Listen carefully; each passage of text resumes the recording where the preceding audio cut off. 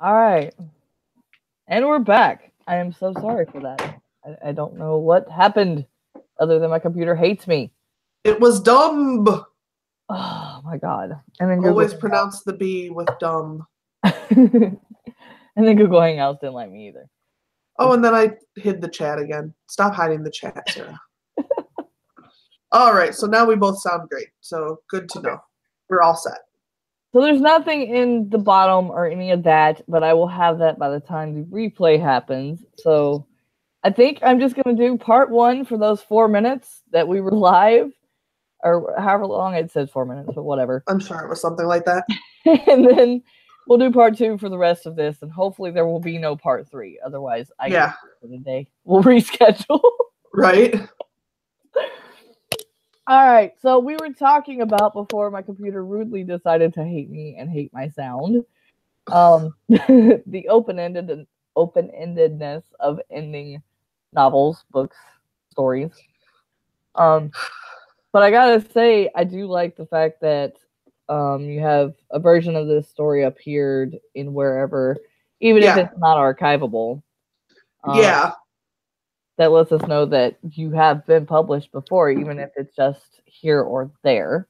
Yeah, I did. My original goal was to be published traditionally, but the more and more I looked at it, the more I felt like the costs associated there were so exorbitant that I just didn't think it was reasonable anymore, given the way that the whole self-publishing arena has kind of built itself up and has become less of a joke.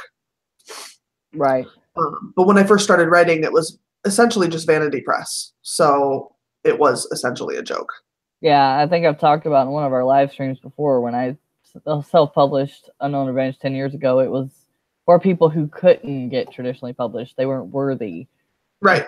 I love the fact that that stigma is no longer there. Right. Maybe in some places it might be, but I'm sure that there were people, especially like probably people in like my parents' age group, who are still very set in that, like, well, if you were good enough, you'd be published by a traditional company. And I'm sure those people exist, and you know, I guess they can just read their traditionally published books and they'll be fine. They're probably not interested in a lot of the genres that have really taken off in the self-publishing arena, such as gay and lesbian romance fiction. That's probably not terribly popular among really uptight 60-somethings. Right. Well, and then you've got things that are considered overdone in the traditional world that people like me still absolutely love reading about. Right. The vampires and the zombies and werewolves and but and that's part of the reason why I will probably self-publish, because my first book is vampire. So until I get 2 and 3 books in where I'm talking about other mythological creatures, I probably have no chance. Yeah, you essentially, in order to walk out and say, here's a vampire book that you're going to want to publish me for, some of the easiest ways to do that would be to already have a relationship with the publisher with something else. Well, if it's your first one, that's not an option. Yeah. To already have, you know, several books in so they can see that it continues to a place that they're interested in. Right. Because a lot of times publishers will pick someone up who can't write a second book, and that can be very frustrating. So if you have 3 books in your vampire series, they might be more interested in having that conversation with you. Right. But if you're on book 1, obviously that's also not an option. Right. So, well, you know, mine branch out. They're not just vampires. So until I get 2 and 3 written to prove that. Right. So you might even end up traditional, but you probably will self-publish first before that happens because of your genre. Yeah. But I have to blow my nose. I'm sorry, but I'm going to mute it. No, you're fine. But with horror, you have 4 different stories, and I have 2 of the 4, so they are awesome already. And now that they're on Amazon and I can do with my Kindle, I will definitely be getting those, just so you know. Well, I thank you very much. You got me hooked on Inside Darkness. Like, I was like, oh, this is a shorter book, so I could read it in a day, no big deal. And then I got into it, and I, like Alina, like I love horror, but I was like, there were certain times I couldn't read this because I'm like, I'm an author, so when I go to bed, I'm going to dream up my own story, and it's probably going to be just as scary. So I would read it during breaks and everything at work so that it stopped at 4 o'clock, and then I'd read like romance and get it out of my head so I wouldn't dream your thought tonight. Like that's how good this is. Yeah, well, I appreciate that. I actually have the opposite problem, which is that I'm not able to write very well unless I'm having nightmares. And I have what's called night terrors. So I actually become physically aggressive, and I've like given my husband black eyes and stuff. So he's a pretty good sport about me beating him up in his sleep. See, I not that much, but I do tend to have them, and that's if I go to bed in that mindset, I will wake up with night terrors. So, yeah, I couldn't do it.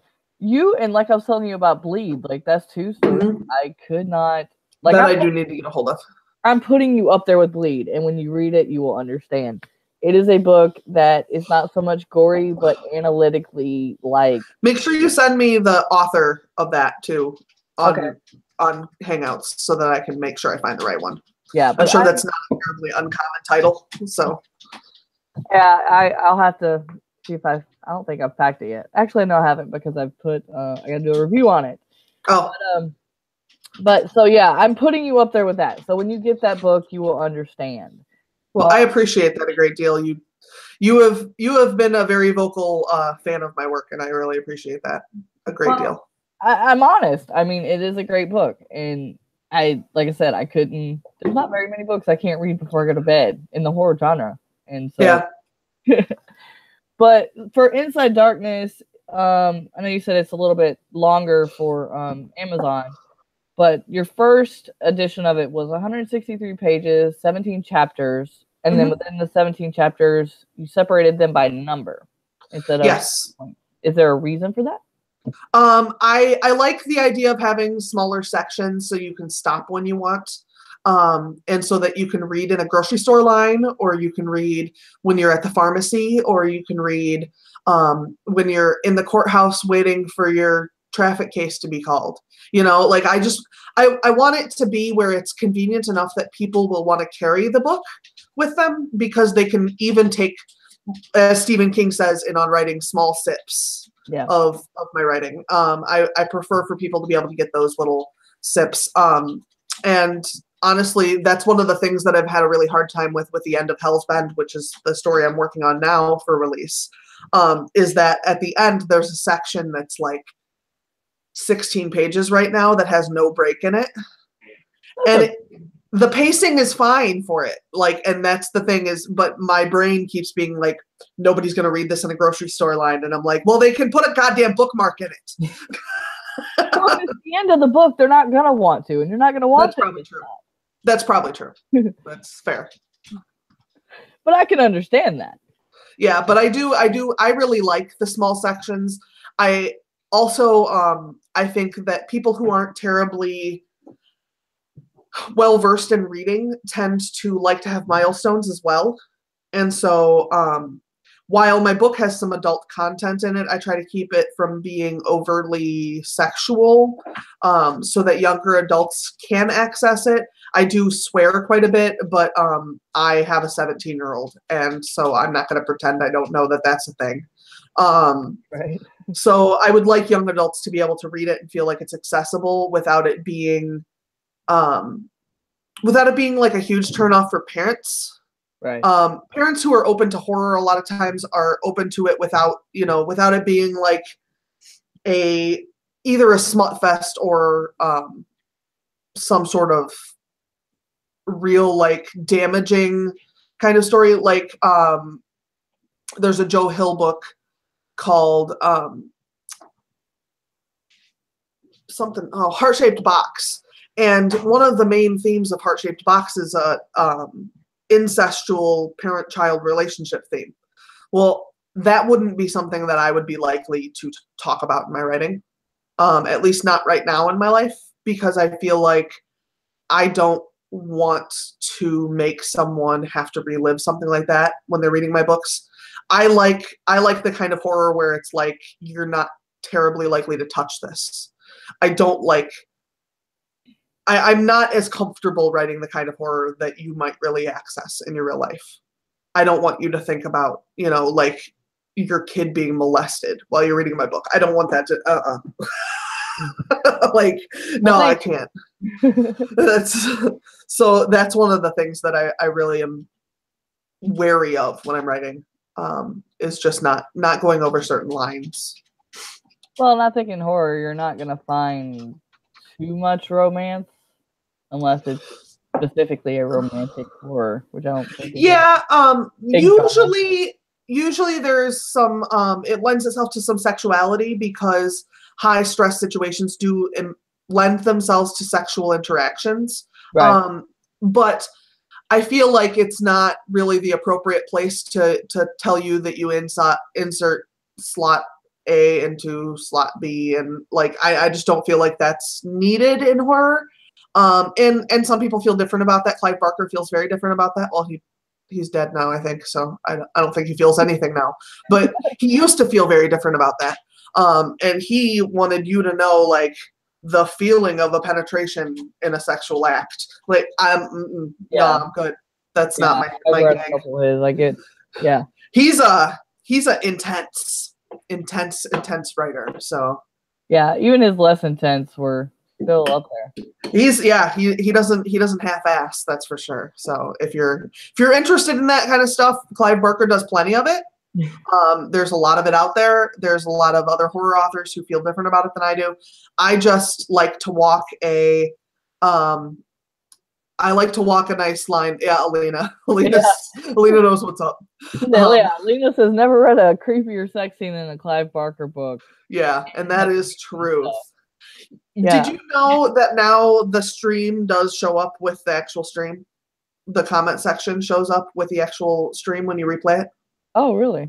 It does now. YouTube has moved on up. Last night and said something about that. Or not last night. Friday night. Yeah, it really does. So I checked it. Yeah, I didn't have a chance to do that.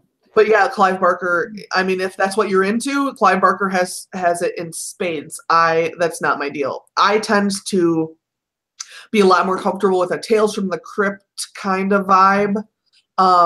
And while there were a couple of real dirty Tales from the Crypt episodes, most of them were just creepy, and the sexual undertones might have walked along with them, but it wasn't usually overt. There was one episode that was literally like 24 of the minutes was just fucking, but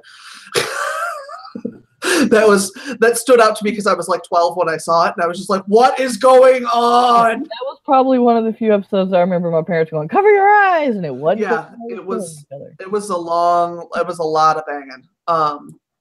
But like, for instance, Taxidermy in Suggestion 376, Travis, my husband, made a short film version of it, and I absolutely adore it because it reminds me of a Tales from the Crypt episode. Oh yeah, send me the link of that, and when we get done, I'll put that in the. For sure, absolutely. But it feels so Tales from the Crypty that I love it so much, and it's actually probably one of my favorite things that he's done as well because it has the same feel, and like that's the feel I love. I love that like spooky, but not taking yourself quite too seriously. Yeah, that's what I like to.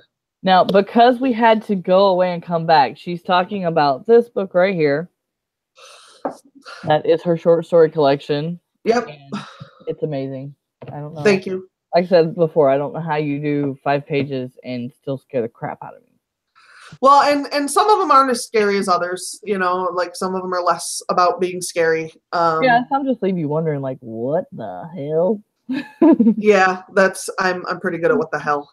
That's one of my skills. But, so who did this cover?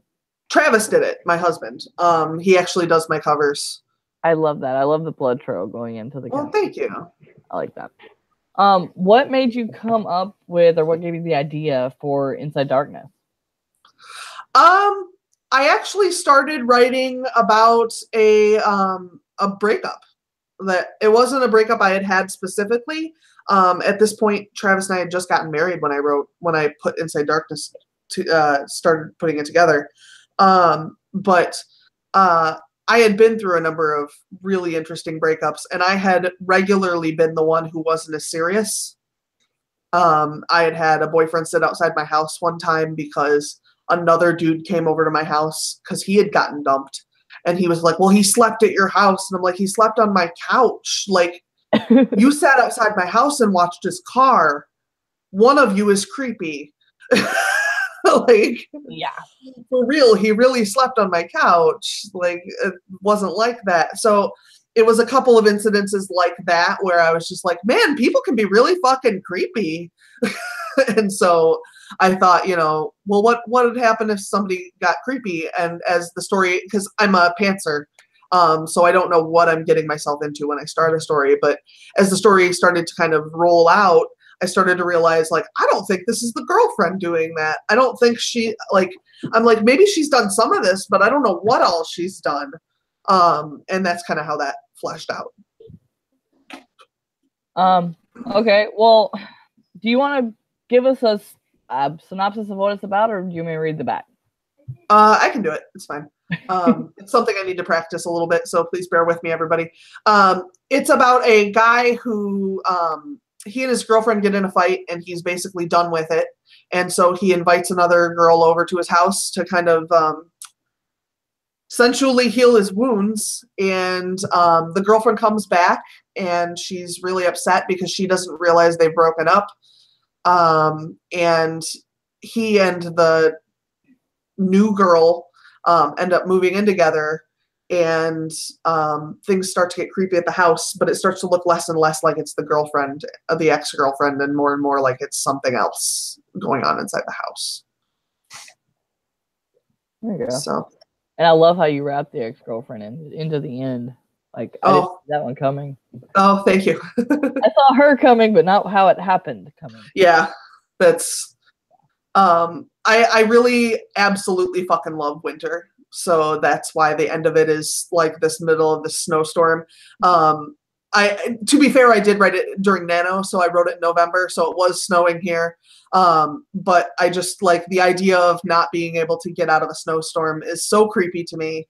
Because it's this cross between this beautiful thing, yep, and it's so destructive. And so like the thought of like, it's so beautiful out. There's all of this snow, and it's this snowy forest, and the animals are out, and then like, oh, but shit, the animals are out. Like those kinds of things. I really enjoy those kinds of crossovers. And for me and you, it doesn't take much to think about how snow can get you stuck, and you'd have to crawl through it because it's so high. Because definitely deal with it every year. Yeah, I'm a big fan, but I know most people are not, so it worked out pretty well. I love snow. I just don't like driving in it. Now you said your husband does all of your artwork. Did you specifically want this cover of the Blood Trail, or were you kind of dancing to let him do it? Yeah, what I gave him for that one was that I wanted a blood trail coming from the house. Honestly, I don't know. The house is a little dark for my taste. That's probably the biggest complaint I have about it. But brightening it up would have made it look shitty. Like it would have pixelated it and shit. So that would be my biggest complaint about the cover, is just how dark the house is. But I think given the content of the story, I think the darkness of the house isn't really off-putting so much as it's just I would prefer, because I think it would look a little better on the shelf. So but also I am under the impression that no matter what I get, I'm going to always have another idea. I'm going to look at it and go, oh, I could have done it this way. And like, I mean, as evidenced by the fact that I just put out 4 books on Amazon that were already out, and I edited all of them. Yeah. So, right. I'm always going to keep fixing. Like, as your friend and as an author, I'm like, there's a mistake. She'll fix it. There's a mistake. Oh, she'll fix it. Like, and now I'm like, I want to read the Amazon and go, okay, what did she fix? Yeah, I did. There were several things that I did fix. And it's just stupid grammatical little things, so it's not like it takes away from the story at all. Right. Yeah, there were definitely a handful of comma splices that I had to go and address. Luckily, Word started picking those up better, so that did help me out a lot. So I didn't have to like deep read it, because that would have taken me a lot more time. But I did go through and fixed any typos that I noticed or that Word noticed and stuff like that. So yeah, it's not a new version by any means. It's just an updated for editing. So Now I don't remember whether you said on the last part 1 stream or part 2 now. But I know you're working on Hell's Bend. Yes. What is that about, and how far are you with it? I'm probably, my part of the work is probably about 2 months out. However, I am waiting on some betas, so that's going to also decide how long it's going to take me.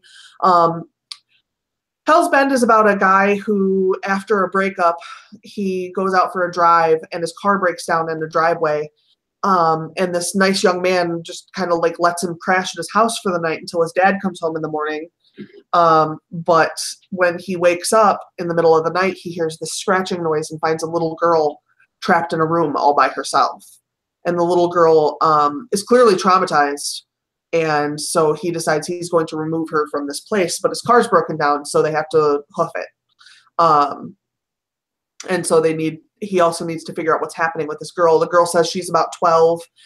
She doesn't know how long she's been in this room. She's guessing it's been years, but there's no real way to tell. So they go to the next nearest town over to try to figure out what to do about the fact that he's found this girl, and to find a police officer, hopefully. And the town over is called Hell's Bend. And so that's where he goes to try to solve this issue with this little girl. I'm interested already. So. Okay. So was Drive-Thru the first place you published your books? Yes, for myself, Drive-Thru Fiction was the first place that I had published. And the reason I had done it there was because my husband has been working with Drive-Thru RPG and Drive-Thru Comics for over a decade. So he had an exclusive deal with them, which gave me a little bit more money on my stuff. And if he printed them and went on Amazon, he was going to lose his exclusive deal. So that was the other problem. But their new printing company is for shit. So we have both been slowly moving over to Amazon. So. Okay, so your stuff is just available on Amazon now? That's correct. Yep, it's only available on Amazon now. Okay, I want to make sure I put all the links and everything and make them current and correct. So. Yeah. Are you strictly horror, or have you thought about doing anything else? Well, I mean, I don't know that, like, for instance, Shattered in Suggestion 376, I wouldn't call that horror at all. In fact, I guess I would call that a romantic drama to some extent. But I tend to be spookier. That's just who I am. I'm, kind of, as my boss would say, I'm a grown-up goth kid. So I tend to like darker things, so they just tend to kind of creep in. So no romances in your future ever, huh? I've literally never even read a romance. What? Yeah, I just don't. It just doesn't appeal to me, like, at all. I'm trying real hard though, because I have this group of romance writer friends. But to be fair, Carissa had never read. CJ had never read a horror novel until she met me. So I kind of owe her one too, because she reads romance too. So. Well, we know one day you'll have to read chick lit when her book gets done. Right. I'm going to have to read Christian chick lit, and I'm an atheist, so it's going to be real awkward. But I'm also not an asshole, just for reference, because my best friend is an evangelical Christian, so if that tells you anything about how much of an atheist I am, I'm a hard atheist who doesn't give a shit what anyone else thinks. See, I'm in the middle of you two. Like, I'm Christian, but I love horror. But I'm not as creepy as you. My whole deal is just like, as long as you're happy and you're not fucking with me, I don't care. See, I tend to go to the more screwed up way of life that I see around everyone. So you go to the ghosts and the goblins and yeah. Yeah, I have a harder time with the real stuff though. The real stuff really wigs me out. Now, I don't personally have the books, so I can't hold them up and show you, but what is Inside the Night and Safe Places about? Where did they fall into? In the Night and Safe Places are both short stories. So they're not actually, you can't get a physical copy of them because they don't make them that small. But hopefully some point I will combine all my short stuff together again. In the Night is about a camping trip that has gone horribly, horribly wrong when someone wakes up and thinks they're going to be a good Samaritan in the middle of the night. And Safe Places is about a youngish man who shouldn't be afraid of the dark, but is certain there's something else going on in his house, and he just needs to go to the bathroom. So he's just trying to get up and run to the bathroom real quick. But sometimes we're not as safe in our home as we feel like we are. This is true. This is true. I once lived, and people can believe me, they cannot believe me, I don't care. I once lived in a house that had a ghost, and I remember being scared of the dark because the lady liked to scare me in the dark all the time. So it's a funny thing because horror writers regularly get asked what you're scared of, and most horror writers have some sort of canned answer that they give. My answer is very similar to Stephen King's, and it's the real answer that I have, which is I'm fucking scared of everything. Like everything. I'm terrified of the dark. I'm scared of bugs. I'm scared of fucking spiders. I don't want a centipede anywhere near me. If I could get centipedes to live in different states than me, I'd be happy. I'm scared of everything. Just terrified. Maybe that's why you like winter, because half of the things you're scared of are. That's very true.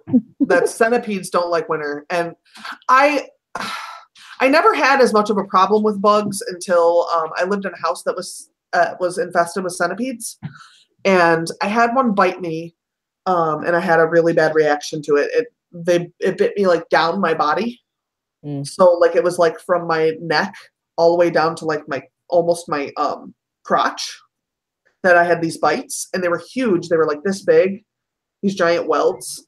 And then I woke up in the middle of the night with one on my face.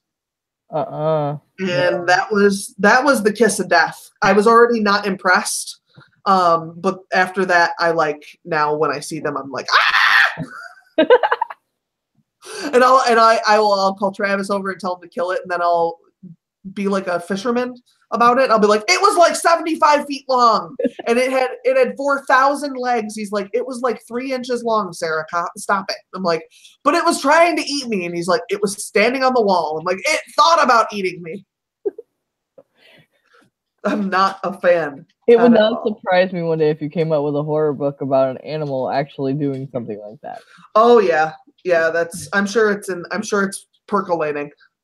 Like I've seen books about dogs, and I think one of my Nocturnal Readers Clubs has it where the dog is talking about killing its owner and stuff. But yeah, I've never seen anything about insects. That would be an interesting one.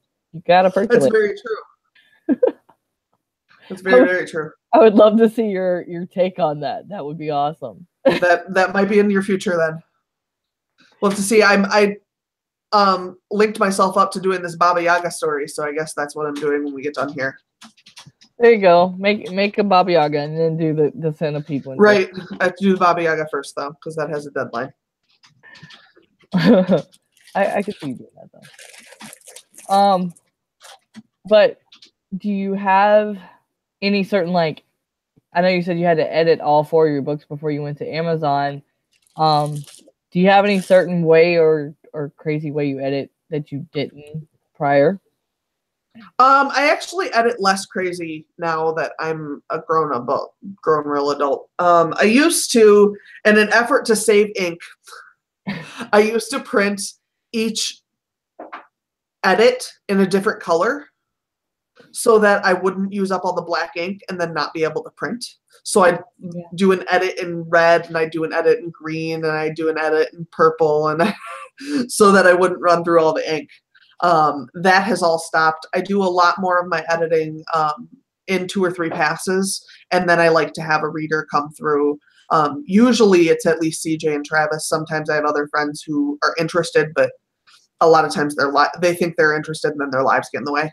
And they're like, oh, you wanted me to have these answer questions and return them to you. And I'm like, yeah, I did. I didn't just want you to tell me it's good. That's not terribly helpful.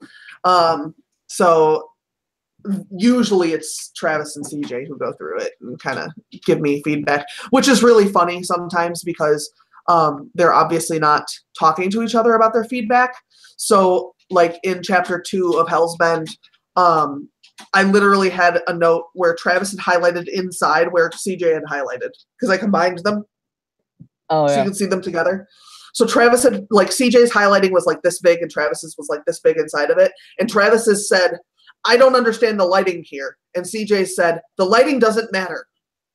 But they weren't responding to each other, but it looked like they were arguing with each other in my but they weren't responding to each other. So, but then I have to decide, does the lighting matter or does the lighting not matter? Because now I have two conflicting arguments here.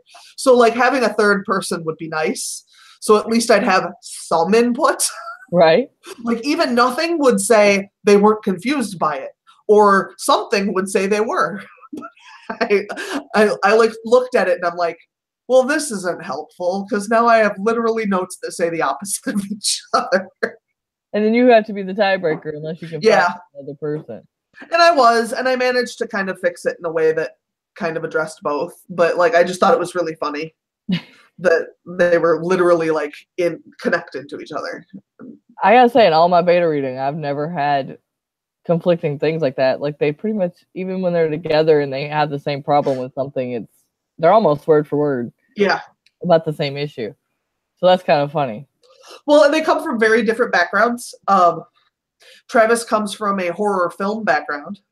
So he understands horror, but he understands it from a film point of view. And then Carissa comes from, like, a fantasy writing background. So, like, they meet somewhere in the middle, and it's very strange. The things that, like, and there will be entire sections where she'll say nothing and he'll talk, or he'll say nothing and she'll talk about changes because they come from such different backgrounds. Well, it's nice to have two totally different aspects of it. Yeah. Yeah. Because you don't want beta readers that are all from the same. Well, and they both are writers, so they both do a moderate amount of writing kind of input stuff, which is helpful. So I don't have to worry about having a separate person who's a writer reading it, because that's the next thing I end up doing.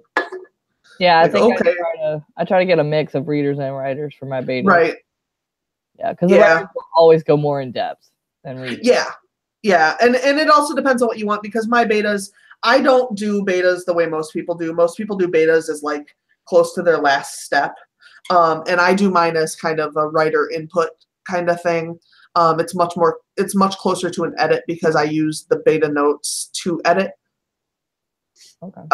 For instance, like, I have lists of questions at the end of my betas. This is one of them.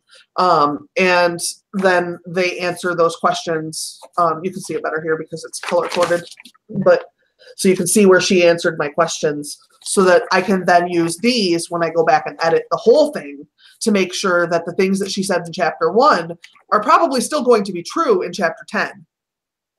Yeah. But she probably won't write them again. So I just print them all out and then go through one edit with all of this stuff so that I can review it. Yeah, that's what I do. I have questions at the end of the chapter when I'm waiting. So yeah, that's one of the things that turns people off, though. They're like, "You want me to answer questions?" I'm like, "Yeah, that was kind of." That's usually the first thing I say is there's going to be questions. There's going to be not a quiz, but there's going to be questions at the end that I need you to answer. Right. And that's the thing, is, like, I don't want an answer to these. I need the answers to these. Yeah. Okay. Is there any promotions or anything you want to, I don't know, I guess promote itself? I mean, not other than my books. My YouTube is linked down below, or will be linked down below after we're done streaming because of our stream mishap. But you should subscribe to my YouTube channel, and also I have a video coming out this afternoon. I have a video that I just posted at the beginning of the stream, actually, of an unboxing of a mystery box from CJ. Hers should be up sometime in the next day, I would assume. But yeah, I think that's all I had to promote, really. All right, yeah, I'm gonna have like I said, your YouTube channel and your Amazon author page up for everyone to go get your books. If you have a Kindle, there's all the short stories, and like I said, they're great. That's one of the reasons I kind of wanted to make sure you were my first one because A, I didn't pack the books for that specific reason. And two, like I said, I put you up there with Bleed. So I will definitely, you've got to read it and see how much of a compliment that is because I couldn't read it going to bed. So I can't wait for Hell's Men to come out because I'm probably going to be driving and need something to keep me occupied. Well, I'll keep you in mind for a pre-reader. Oh, yeah, definitely. Give me an arc. I will definitely promote that. I am your definitely number one promoter. Sure. Thank you so much for having me. You're welcome. Like I said, I love the fact that I'm on your channel every Friday. You've been gracious enough to do that and let me be a part of that. And like I said, I love your books, so I had to have you on. So yeah, I appreciate it. Taking the time. Yeah, no problem at all. All right, so we had kind of a mishap, so make sure you go check out part 1 for our talk about suggestion 376, which is this short story collection book right here. And then part 2 mostly was about Inside Darkness and all the great stories she does. So make sure you check that out. Give me 5 minutes after you watch this for all the links down below, unless you're watching on replay. And until then, guys, happy writing. Make sure you check out her books and our YouTube channel. Bye, everybody. Bye, guys.